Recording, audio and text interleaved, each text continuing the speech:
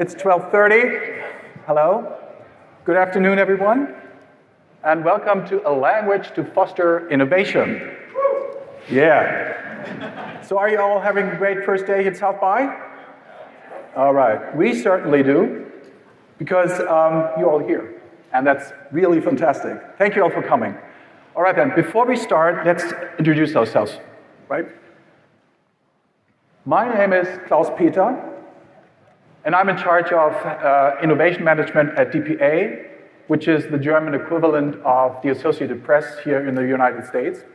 And to give you a little bit of background, DPA, we are around 1,100 people, organized in a pretty classical way, like a lot of departments and a lot of business units, which makes it a rather complex organization, because it's kind of silos that we operate in.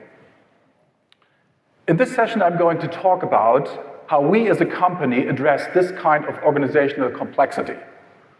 And before we do that, maybe let's get to know Wolfgang. Thank you. Hi, everybody. I'm Wolfgang.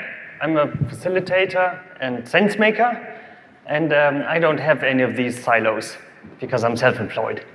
But I work with a lot of companies who struggle with complexity when it comes to innovation, and this is what we will be talking about today: innovation, or as it's commonplace to call it now, disruption. And this is what everybody pretty much tells you right now about disruption. They tell you as a business you need to move very, very fast because left and right companies are dying at an increasing speed, and because everything changes faster and faster, so have you, to avoid being hit by creative destruction. Hands up, who of you has heard this or a similar argument in the last couple of years? And hands up, who has used this or a similar argument in the last couple of years? Yeah, me too. Then you have probably also seen this chart, or a similar one. This chart is supposed to show how, over time, the average lifespan of companies in the Standard & Poor's 500 index shrinks dramatically, from over 60 years in the 60s to something around 15 years in the 2020s. And again, hands up, who has seen this chart in the last couple of years? And who has used this chart in the last couple of years in talks and presentations? Yeah, I did it too. There's one problem with both the argument and the chart. They are both completely wrong. I first began to suspect that something might be amiss with them when I saw that Innosight, the consultancy behind this chart, published an updated version in 2018. And apart from the projection, which still goes down over here, things look a little different now. Because starting in the year 2000, companies suddenly seem to live longer again. So how do we explain this?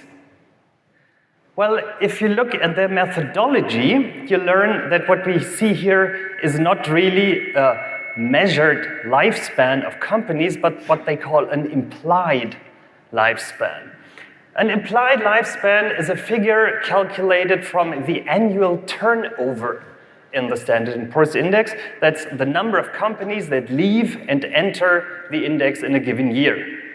And then this calculated figure is, of course, heavily smoothed.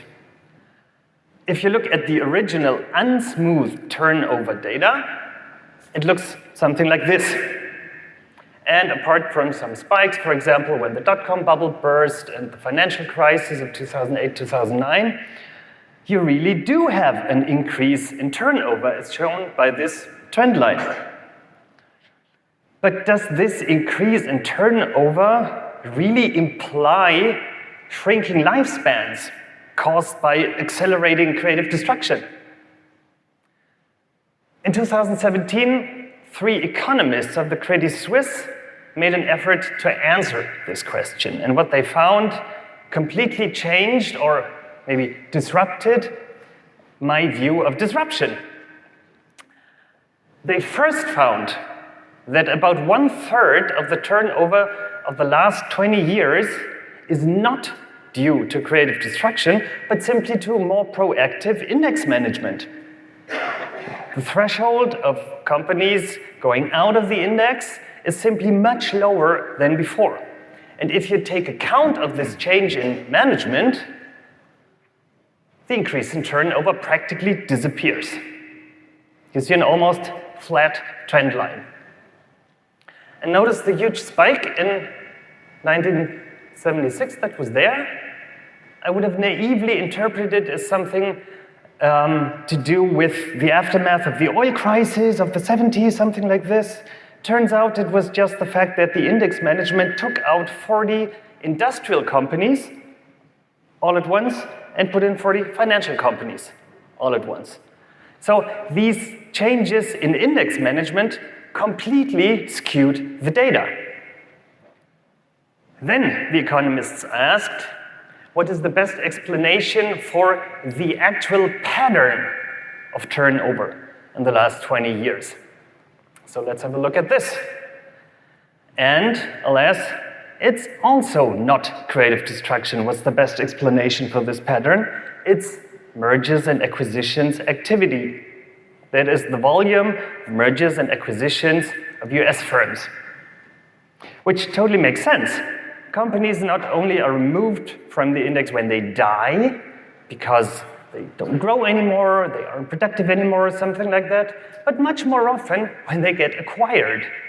And they get acquired because they are growing strongly, and they are very productive.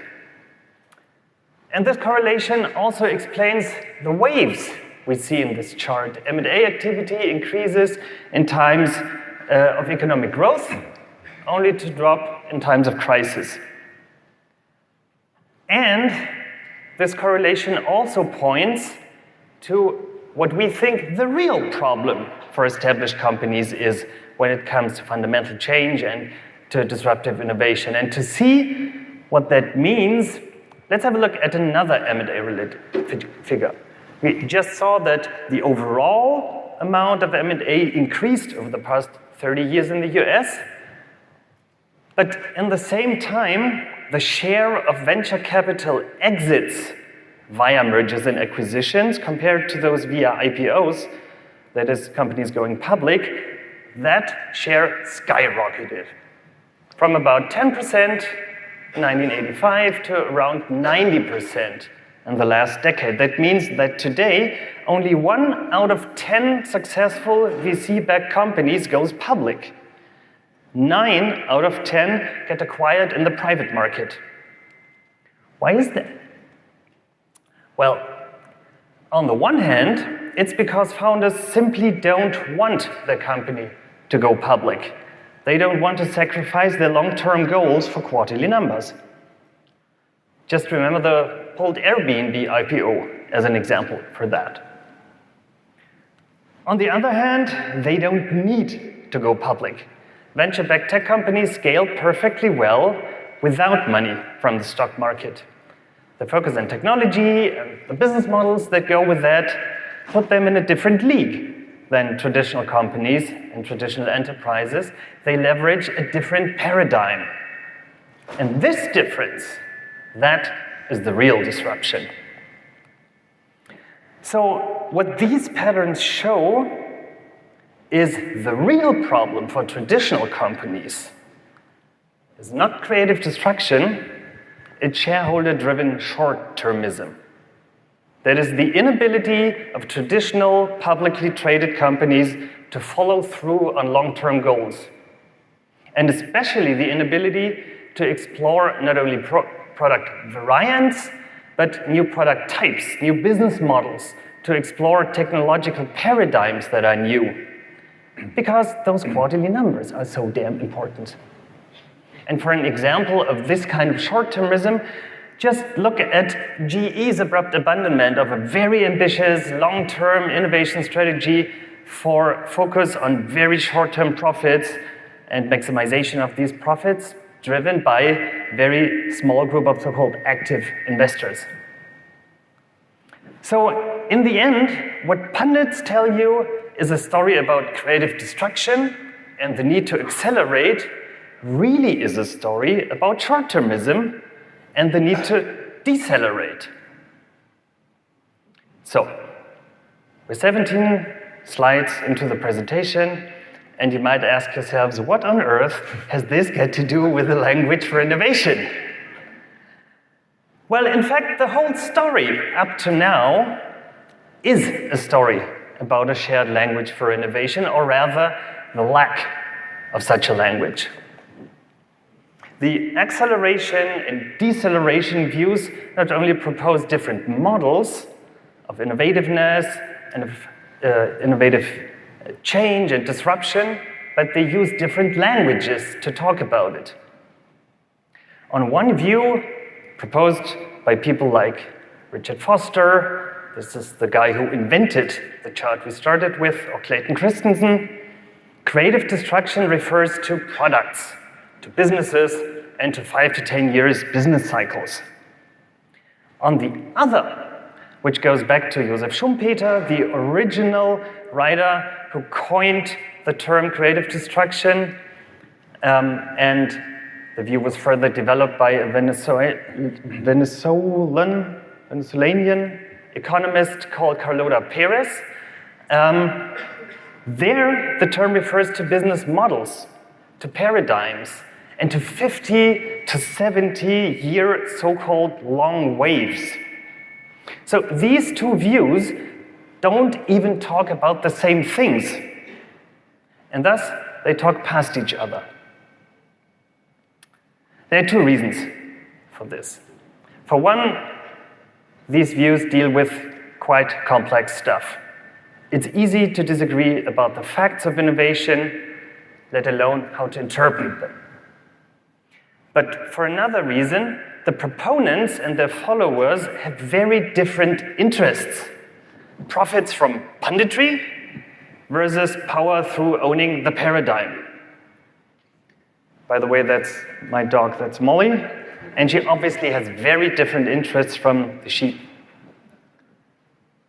Both of these reasons, complexity and different interests, might also sound familiar to you. So again, by show of hands, who of you has to deal a lot with complexity when it comes to innovation? And who of you has experience with different people wanting different things from innovation? Yeah, exactly. So, you don't have to go to these fundamental questions of business cycles versus long waves. Just think of the different ways concepts like value or quality or focus are understood in your organization. Some people talk about value for users, others talk about value you can extract from customers. Some people talk about quality of design, others talk about quality of forecasts. Some people talk about focus on retention, other people talk about focus on conversion. So, what could help remedy this situation? What are contexts where people don't talk past each other? And why don't they do it there? People that don't talk past each other, they use fixed meanings when they talk with each other. So they use something like a controlled vocabulary, and maybe a controlled vocabulary that is based on an agreed ontology could help us here too. So let's have a look at some examples for controlled vocabularies. Controlled vocabularies are used, for example, by pilots or flight controllers, by surgical teams, by firefighters, and by physicists. Well, all professions whose success depends on avoiding misunderstandings, and who have long introduced specific controlled vocabularies to avoid misunderstandings. But is this approach really helpful here? A controlled vocabulary is certainly very helpful for a firefighter or a surgeon. But even for physicists, it becomes rather problematic when it restricts their possibility to explore new ideas, new ways of theorizing. Because as the Austrian philosopher Ludwig Wittgenstein famously said, The limits of my language are the limits of my world. A language makes us blind to everything it doesn't name or doesn't name correctly. In the disruption case, this led to predictions that seem quite bizarre from today's perspective. In 2001, Richard Foster, the creative destruction guy, predicted that by 2020, the average lifetime of a corporation on the S&P will have been shortened to about 10 years, which is obviously wrong, even by InnoSight's own data. Or even better, he said private equity firms will form the seeds of the industrial giants of the 21st century. So he obviously didn't see Google, Amazon, Facebook, or Apple coming. In the same way, framing your business to be only about users, design thinking, stuff like that, makes you blind to the interests of other stakeholders, for example, employees or shareholders. Or framing it to be only about shareholder value makes you blind for the societal and environmental impact of your business. So there seems to be a dilemma. On the one hand, we need a shared vocabulary for understanding to avoid talking past each other. On the other hand, every fixed vocabulary highlights one set of aspects only to exclude or marginalize another set of aspects, another set of stakeholders. So again, what do? We think we need to get a little more abstract. We have to find a shared language to talk about languages. That is, we have to find a way to create highly individual vocabularies that embrace the complexity of our situation and then make differences visible and thus tractable. And this is where sense-making frameworks come handy. Sense-making frameworks are tools for teams and organizations to collaboratively make sense of what they're doing. They organize communication, they facilitate discussion, and thus they help you build a shared language, align perspectives, navigate complexity. In other words, and more technically, sense-making frameworks offer you meta-languages to develop specific models and languages that suit your specific situation and that help all stakeholders participate in that. If this sounds a little abstract, don't worry. You've probably heard of and maybe even used some of the sense-making frameworks out there. They are, for example, Dave Snowden's Canwin framework. This one helps you make sense of your organization's environment and the appropriate way of dealing with it. You maybe have heard of Cynthia Kurtz's Confluence framework, which helps you make sense of how your organization works. There's Donella Meadows' iceberg model, which helps you understand and change systems. There's Werner Ulrich's critical systems heuristics, which helps you reflect on and critique your understanding of systems. There's the Stacy matrix that helps you explore different modes of decision-making. There's Henrik Knieberg's alignment autonomy matrix, which helps you leverage alignment and leadership for autonomy and intrinsic motivation. As Cynthia Kurtz, the originator of the Confluence sense-making framework, put it, sense-making frameworks open discussions, pull apart assumptions, and surface problems. And they do this on two levels. On a very abstract level, they define a conceptual space in which stakeholders locate their position, their perspectives, their interests, their activities. For a very simple example of a conceptual space we use every day, think of color. You can describe every color you see in the dimensions from black to white, and from green to red, and from yellow to blue. These dimensions define our conceptual space for color. Other conceptual spaces obviously work with different dimensions. You might know these. So the concepts these frameworks define are building blocks of what I call a generic meta-language to describe and discuss concrete models in their specific object language. Like the generic dimensions in the color example, let us describe concrete, specific colors. On this level, these frameworks help us by unifying. On a very concrete level, the frameworks are tools for everyday use. They work with rooms and post-its and time boxing and simple rules. They're used in workshops and retrospectives and stand-ups and board meetings. They help people talk with each other, not at each other. And they do this by not providing answers, but by opening up a space for searching for them. And on this level, they help us by diversifying. So, now that we have learned a lot about the nature and the value of sense-making frameworks and the meta-languages, in general, I'd like to get a little bit more specific, more practical. Let's see how sense-making frameworks and their meta-languages work by using one that has been specifically designed for product innovation, because that's why we're here after all, learning about language to foster innovation. The framework I'm going to introduce today is called the product field. And in terms of a full disclosure, I'd like to mention that it's actually us, Wolfgang and myself, and also Michael, who can't be here today, he stayed in Germany, who created that, because we felt the need to really get better at product innovation.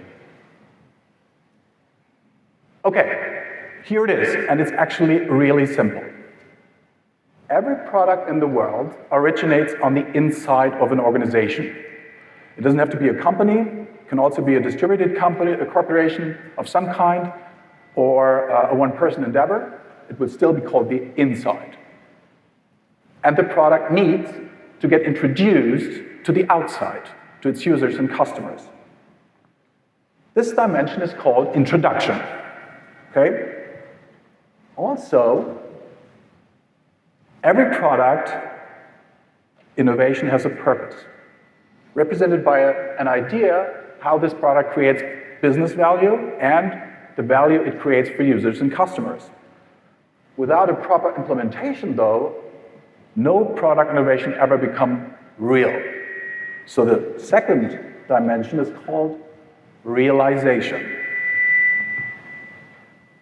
And we are now looking at a two-dimensional orthogonal coordinated system that forms the conceptual space of product innovation,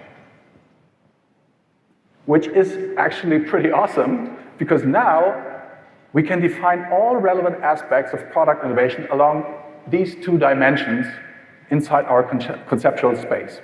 And that's exactly what we did. Aspects on the upper left are about purpose on the inside. That's the actual business idea. Aspects on the lower left are about implementation on the inside. That would be the resources at play. Aspects on the lower right are about implementation on the outside, or the focus on the outside, also called the market. And implementation aspects on the upper right are about purpose on the outside. That would be the value you create for users, right? Okay, now you might ask, how is this helpful? How can we make use of that as an organization? And that is actually pretty simple. Namely, by using this conceptual space as a canvas to work with. Let me show you what I mean. Let's consider the product field itself, a product innovation that we put right here into the center of our attention, right? Then we map all the stuff we know or assume, which can be a lot, to the aspects onto the canvas.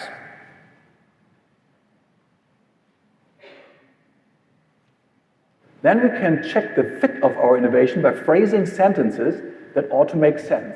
Like this one. Product managers who want to create successful products but lack a shared language with stakeholders reach out to the product field because that's the value. I think this makes perfect sense to me. And then we can do this with every sticky note on the canvas. And while aspect labels constitute our vocabulary, Their logical order literally shape our grammar. Together they form the meta-language we use to talk about all the specific terms we're using and what they meant or what they mean to each of us. And this helps us to check if the things that we are thinking and the things that we are doing or about to do actually make sense. If we find sentences that don't make sense, there's probably something wrong in the concept of our product innovation. And because it's a canvas, we can do it in a session with all stakeholders. And this way, we will start establishing a language for innovation in our organization. And with each time you, your team, your organization uses this framework, its conceptual space, its vocabulary, its grammar, it becomes more ingrained and more natural. This happens when you check the state of the same product innovation periodically, say once per quarter, because things change over time, and also if you use that framework across all silos. This is the way you build up a shared frame of reference to understand and discuss complexity in a way that is open for everyone to understand, or even beyond if organizations around you use the same framework. And that's how languages diffuse, rinse and repeat. Let me just give you some examples. Examples of language patterns, language codes that derive from the continuous use of this framework in our organization. So about 2 years ago, a guy from marketing that I rarely speak to came to me and said something like, there seems to be a problem in the upper left again. In German, ich glaube, wir haben hier wieder mal ein Links-oben-Problem. And thanks to the product field, I immediately understand what that means. Because in our organization, this has become the code for our product managers, lack the competence and or power to define strategic goals, to create strong enough uniqueness, and to drive innovation initiatives to success. Now you can imagine that our CEO didn't really like that meme. That's kind of not a good situation you're in. So he decided to invest in product management. He decided to empower them. He decided to invest in their education. He even used the word intrapreneur, which is kind of the superpower product manager. And that was two years ago. And since then, we have launched twice as many experiments and twice as many products with notable growth rates, to be honest, than in the 4 years before that. Needless to say, there can also be issues in the lower left, or in the lower right, or in the upper right. And of course, these would require completely different actions, right? Another term we use in a certain way is context.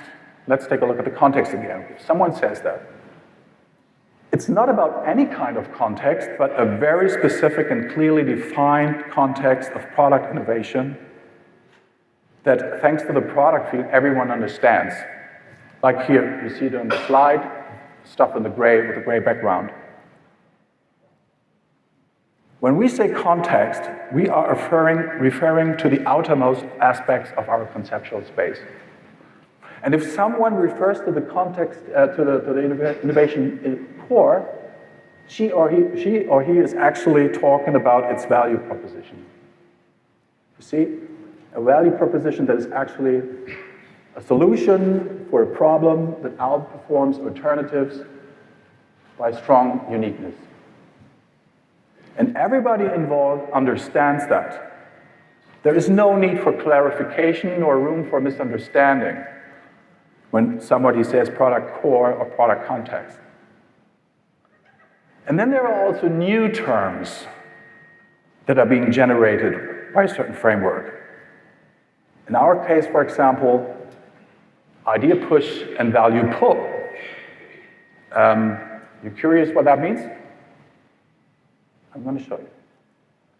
Well, idea push means that your innovation starts with a genius idea by a top executive or any other person with overriding power, often creating some sort of reality distortion field. Think guys like Steve Jobs or Elon Musk. They literally push their idea forward and eventually into the market. The problem with this kind of innovation is that you really need guys like Steve Jobs. Because regular top executives won't do, if you know what I mean. Value pull means that innovation starts by finding a tricky problem that bothers a lot of people big time and offer them useful solutions. That would be, you know, the lean startup approach, something like that. This way, users will adopt your product without you having to invest heavily in pushy distribution. The value gets sucked out of your organization. To complete the picture, there's also market pull. Think gaps in the market that require strong distribution measures to satisfy customer demands. And resources push. Think existing assets that can be turned into a new product. For instance, Amazon's IT infrastructure that eventually became AWS, one of the most valuable product lines ever. So we basically have 4 characters of innovation here that can be identified by using the product field as our sense-making framework, and that they can be expressed by the meta-language of that framework. Idea push, value pull, market pull, and resources push. Again, everybody involved understands that, which is actually really powerful because we are dealing with actual strategy issues here. No? So, you get the idea. Sense-making frameworks use language to foster collaborative thinking and action. In our example, the product field establishes a language to foster innovation. This way, we include everyone in the discussion and build a shared understanding. Thus, we create sustainable alignment and buy-in. And you get a tool for empowering, that empowers you to think and to act autonomously. Wolfgang. Yes. By using such a sense-making framework, we resolve our dilemma. We create a language for shared understanding without marginalizing or excluding relevant aspects of stakeholders. So, to answer the question implicit in the title of the session, a generic language to foster innovation can only be a meta-language embodied in a sense-making framework for everyday use. When you use such a language, start small. Start with your team. Use it with your stakeholders. Use it whenever you need to find common ground and create a shared understanding. Don't wait for your boss to propose it. And if you're the boss, do propose it. Whenever you start to try it out, start also making a habit out of it by using it every day. And most importantly, use it to think for yourself. Don't let pundits blind you with under-complex models and with exclusive language. In other words, don't panic. At least not over innovation. Thank you.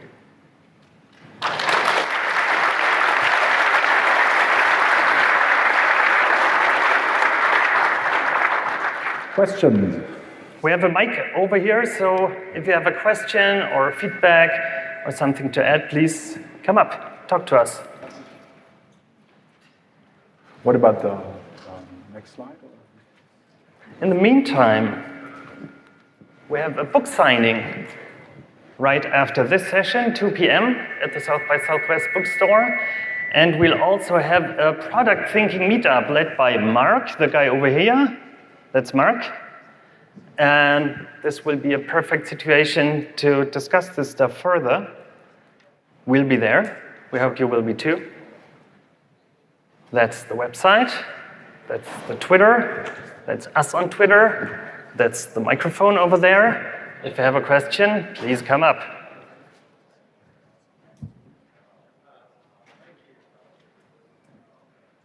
On. Yeah. On. Okay, thank you. I saw the term, there are a lot of words on some of the slides. I saw the term business model canvas. It made me think of Alex Osterwalder's business model canvas, value prop canvas. We use that. Tell us either how your frameworks, you see them working together or them being different. That would be helpful as we evaluate these different sense-making frameworks. Yeah, that's a very good and very common question. Cynthia Kurtz once said about all of these sense-making frameworks that they are resonant. So they resonate with each other, so they aren't exclusive or contradicting each other, but highlight different aspects, but are based on similar paradigms or principles. And I would say that is the case with the product field and the business model canvas.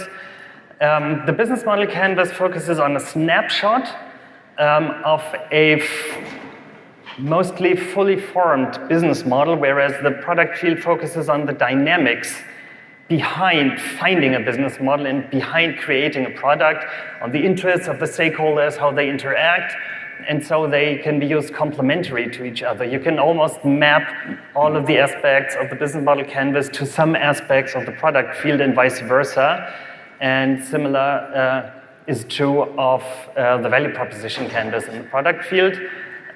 In our experience, the product field is especially helpful when you are trying to make sense of what's happening in the organization right now and what you have to do next. And in this respect, it's more than only a snapshot, but it captures some of the system dynamics. And I'd like to add, because we get asked that question a lot, I've actually put together a distinction table between those. I linked it on my Twitter profile as a pinned tweet. You just take a look at KP Frahm, and that's the first tweet, and you get all the information. Great talk, thank you so much. So I'm a startup guy, and for the past year, I went inside a really large corporation to lead a corporate innovation project.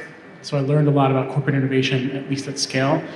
No big companies have ever created an Uber, and I would presuppose that it will never happen.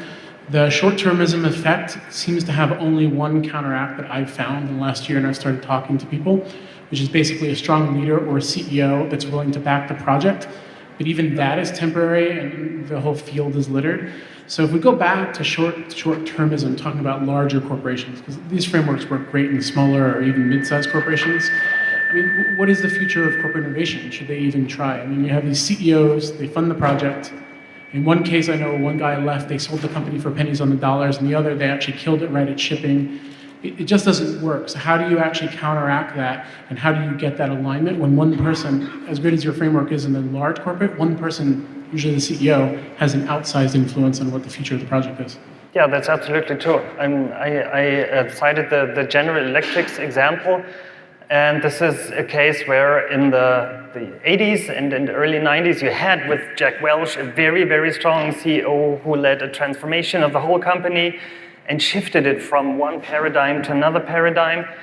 And what we saw in the last couple of months is the exact opposite situation, where they tried to set up a very ambitious, or already had set up a very ambitious corporate innovation program just to see it killed by active investors.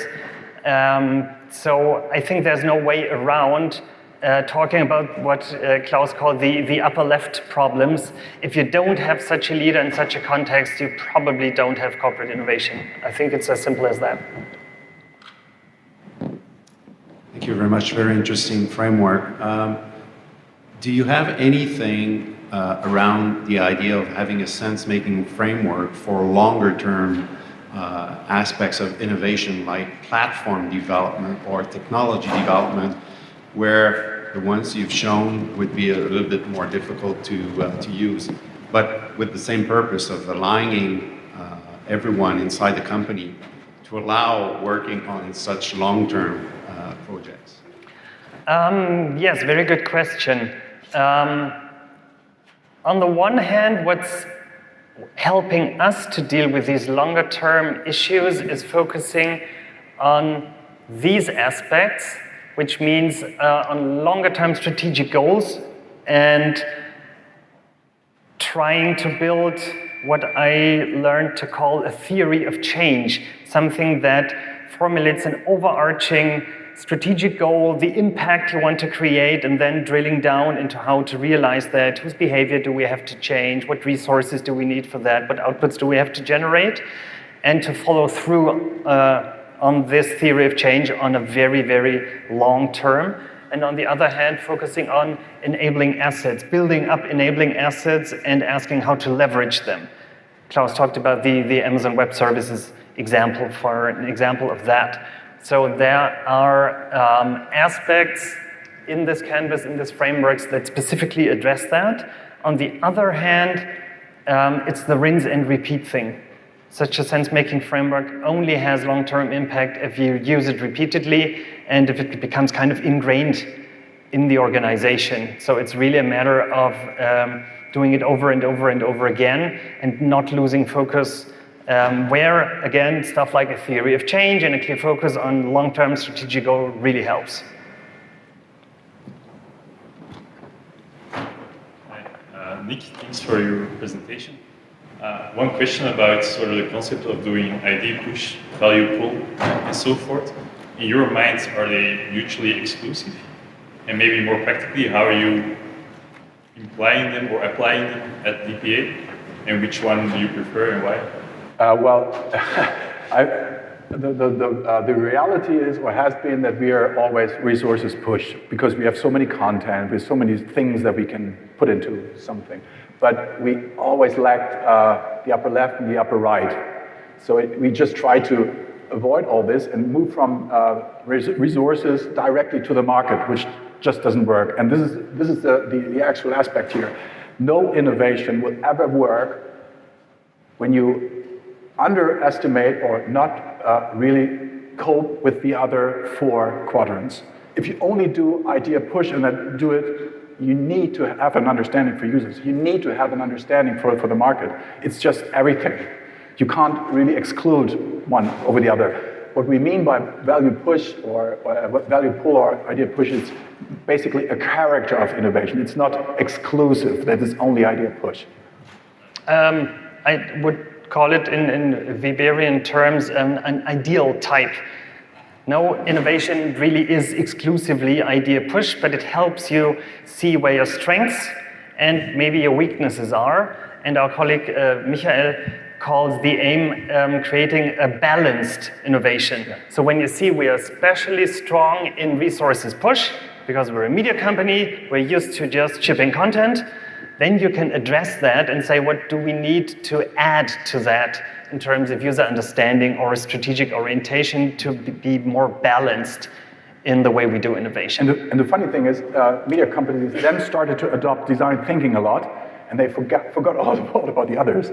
So they really focus on that, but market and strategic goals are as important, and that's very critical. And that is the value of such frameworks, that they remind you that there is still something else that you have to cover.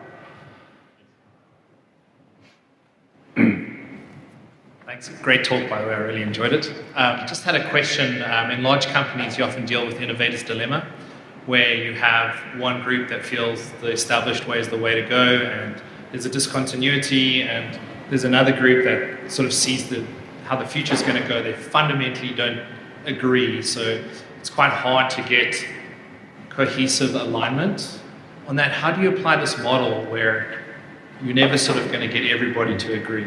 Well, it starts by making those things explicit. So that's what sense-making frameworks do. They make the stuff explicit. They foster a discussion about these issues that you just mentioned. That's the start. If you don't start there, you will never reach any alignment. But it's not a guarantee. If you use that there are personal interests, like I have a big client and I can't use your new product, that would be something that you would have to address in the long term. The specific problem of the innovator's dilemma is that you have conflicting incentive systems. Yes. It's often called exploitation versus exploration. the way that sense-making frameworks like the product field try to address this conflict of incentive systems is to identify the mental models these incentive systems embody so that people can talk about it and create a common ground where they can kind of understand where the other person comes from, and then they can create on a more abstract level maybe a shared framework where both exploration and exploitation can be organized inside the same company. And maybe the main insight is that that's not possible. But even recognizing that is better than just wondering why things don't work out. So again, a sense-making framework doesn't provide the answers, but it makes it easier to discuss stuff like that. Thank you.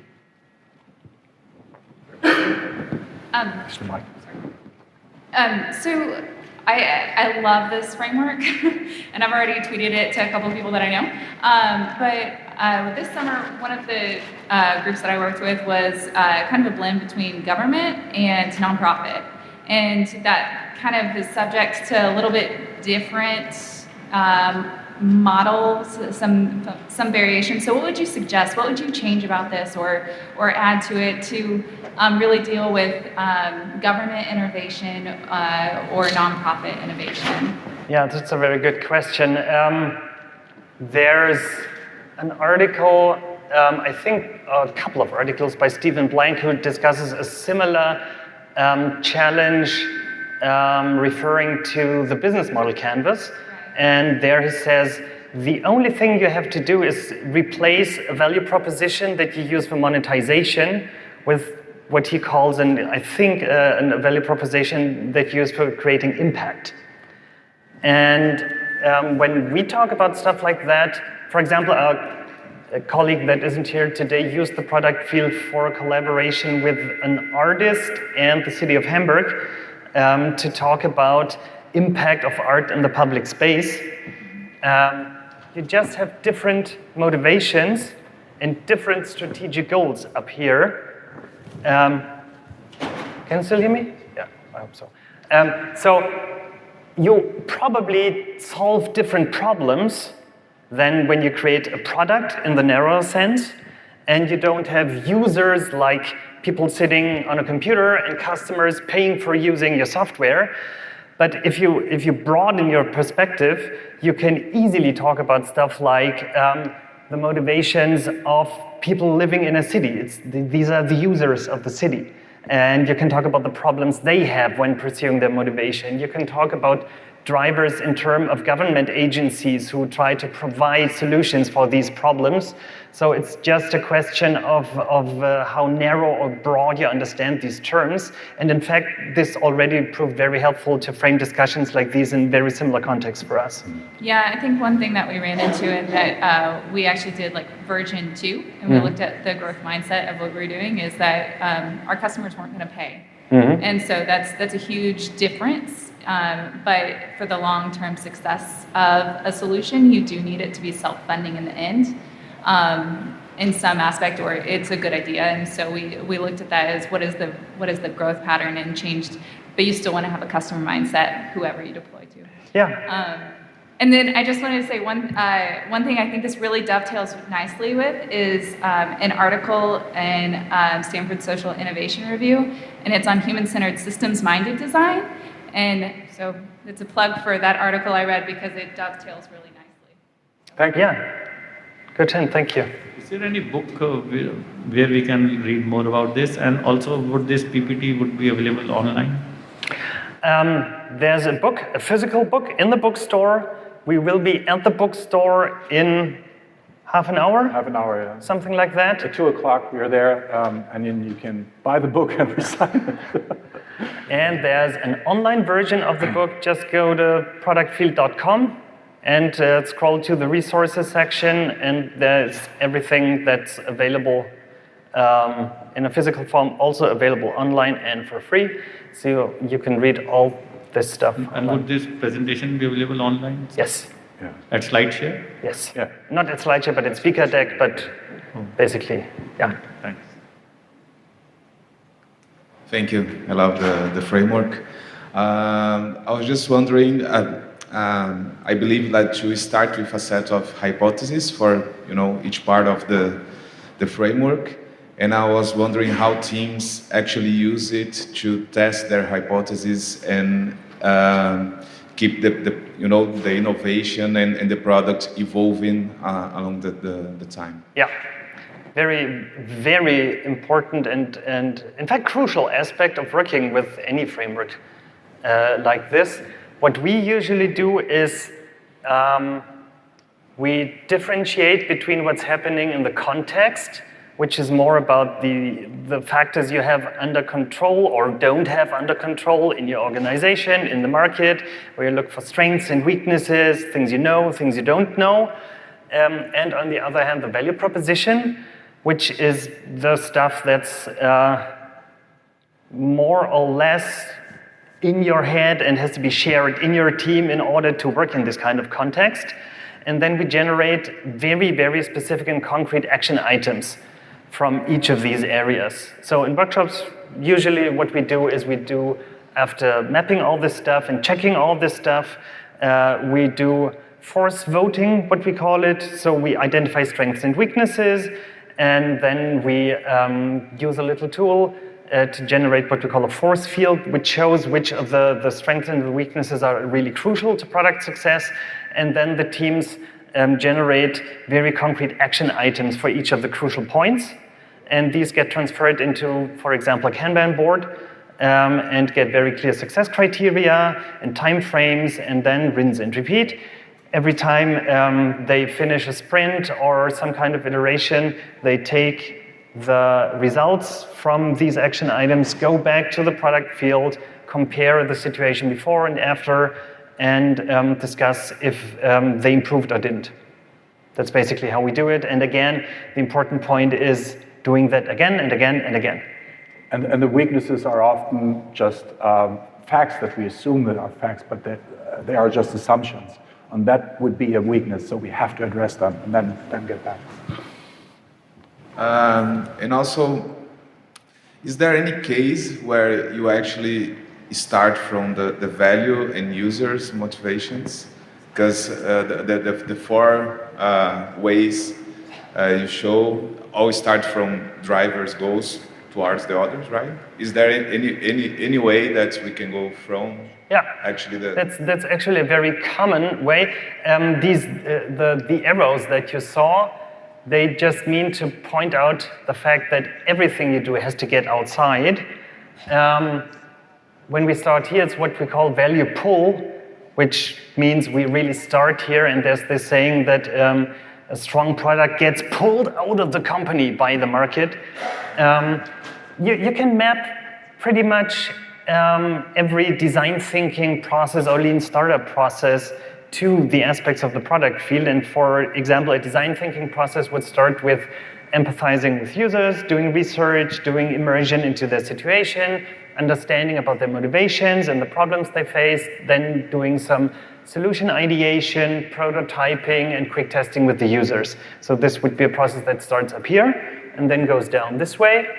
Lean startup usually starts with identifying an underserved customer segment and then trying to brainstorm or create a different uniqueness in a product compared to the existing alternatives, and then you do some quantitative research or testing that is aiming to show that the product really has growth potential. So you start down here and do something like this. The weakness in processes like these, if you understand them narrowly, is when you do design thinking, you only do this. And you don't match it to strategic goals, and you don't match it to market potential. And when you do a lean startup, you only do this, and you don't care about you solve a really important problem or not, as long as your numbers are correct. Again, what the thing that a framework like this adds to that is make visible what you're doing and what you're not doing, and then facilitate a discussion around that. All right. So, thanks for being here, thanks for staying here so long. Maybe see you at the bookstore, and if not, have a great South by. Give us, or rather the South by team, some feedback in the South by app that really helps them to see if they should invite speakers back again. So no pressure there. Yeah, and enjoy the rest of the conference. Thanks for being here. See you. Thank you.